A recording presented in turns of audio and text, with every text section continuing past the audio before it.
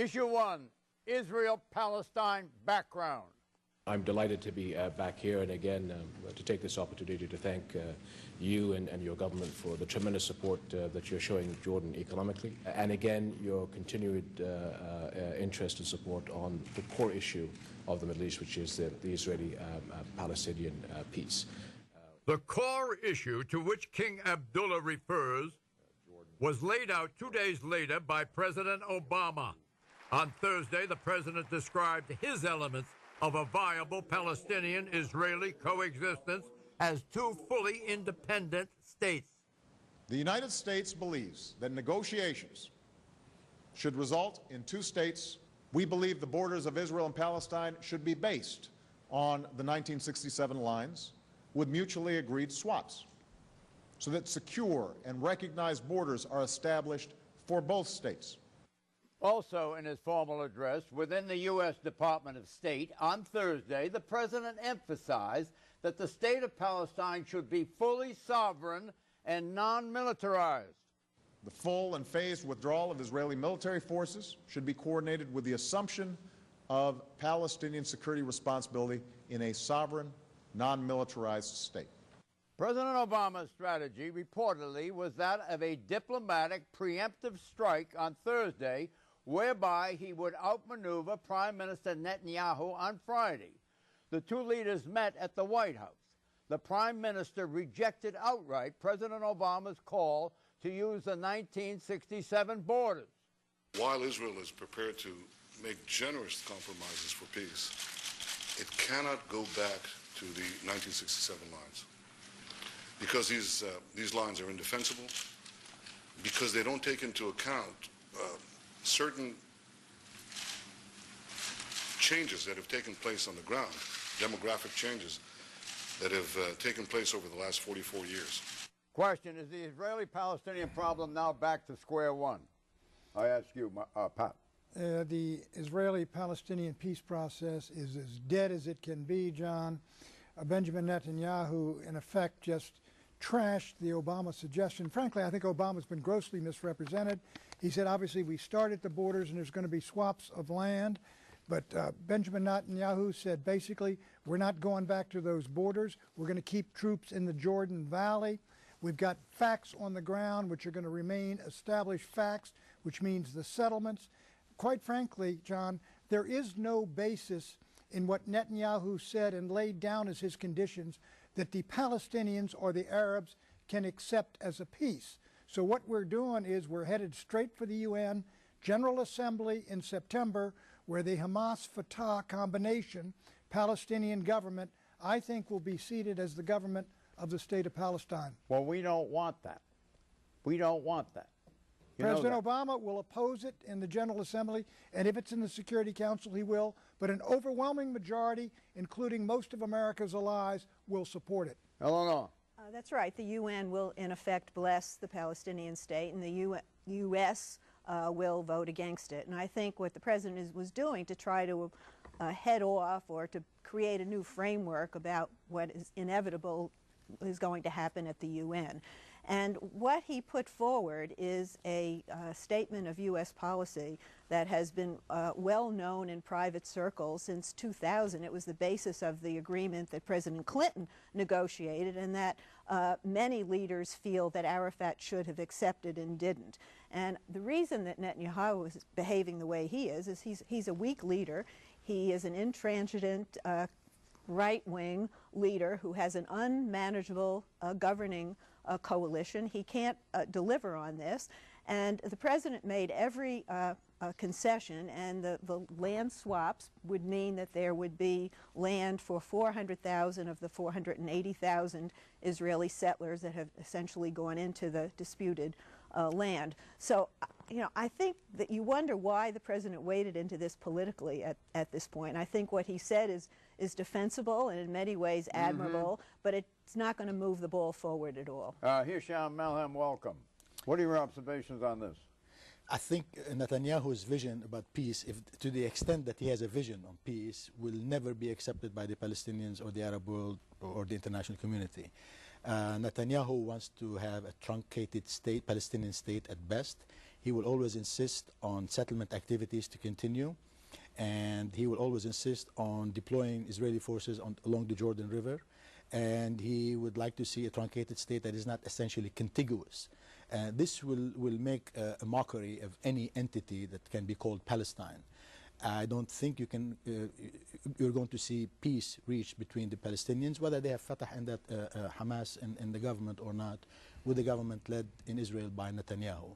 And I think the tragedy of Israeli politics now is that most of these governments, even those who wanted to have peace more than Netanyahu, like Olmert and others, are hostages to the right-wing and religious small parties in Israel that are really dictating and pushing this kind of settlement activities.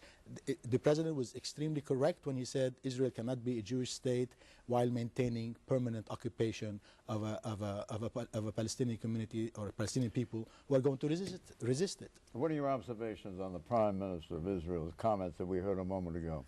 Well, you have to put that in the context of what the Prime Minister said in Israel in the speech he gave there, because that's where he outlined his policy, and frankly, it's different from what was just presented. He basically said that You mean by these three participants? That's right. What he said was that they would want to maintain the settlement blocks, which I might add was exactly what was proposed by George Bush in 2004 in a letter to Sharon, a letter that was approved by both houses of the Congress.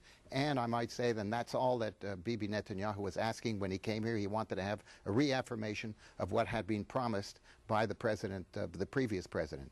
And If that were promised, it was in a letter to the Israelis. who is fighting that? Well, what that letter says is that you do not specify the 1967 boundaries or borders as the starting point, okay? Neither, I might add, did Resolution 242 of the United Nations, which ended the 67 war, okay? It said that, without going into the technical language, that Israel would not have to go back to the 1967 boundaries. So you have a whole history, and I might add, these are boundaries that everybody's reckoned. Every single Israeli prime minister, including Rabin, said these are neither secure, recognized, nor borders, nor defensible borders. And that's what he is talking about. He's gone back to the center of Israeli politics on these issues. And I might say, what Bush did, what President Obama did, was completely inconsistent with the possibility of a good negotiation, because the one thing that the Israelis have to deal with the Palestinians, the principal card they have to play is the issue of borders and the issue of territory, to get such things as an agreement on the Jordan River, not in the Jordan Valley, on the Jordan River, to protect from arms being smuggled in, to get a renunciation, finally, of the quote-unquote right of return, which has always been rejected. The politics of this, I think, are terrible for...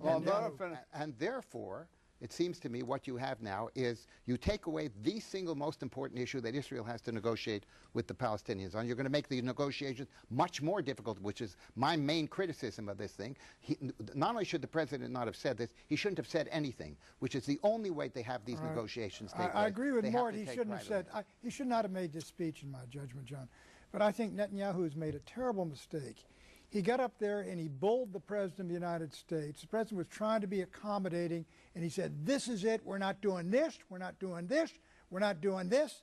And he sounded like he was giving directives and orders to the President. Wow, wait a minute, let me respond to that. Not fair. Don't you think when the President laid down this is the way it's going to be, with that almost that tone of voice on Thursday, that precipitated the response? The President has been grossly Let me talk. Even Bush. Hold on. The American government sent a representative to the Israeli government and said to them, don't worry, there's going to be nothing serious that you're going to have to worry about in the president's speech. This whole issue of the 1967 borders or boundaries was added at the very end. In effect, they trapped Netanyahu, and it undermined the relationship. You know what that's called? That's called betrayal. Yes, that's exactly what they feel. Betrayal of what? The Israelis do not feel that they have the Americans at their back for the first time since the founding of the State of Israel. This is what you just described goes beyond that. That's right. Betrayal. You want to speak to that? Yeah, sure. Look, in February of 2010, Secretary Clinton essentially made the same statement. 67 borders with mutual agreed upon swaps. In 2005, President Bush, who you know his pro-Israeli views, he said that it should be based on the armistice lines, essentially 67 lines, okay? Yes. So this is nothing new. Only that Obama now is articulating it at a time when you have a prime minister. What's new is the settlements.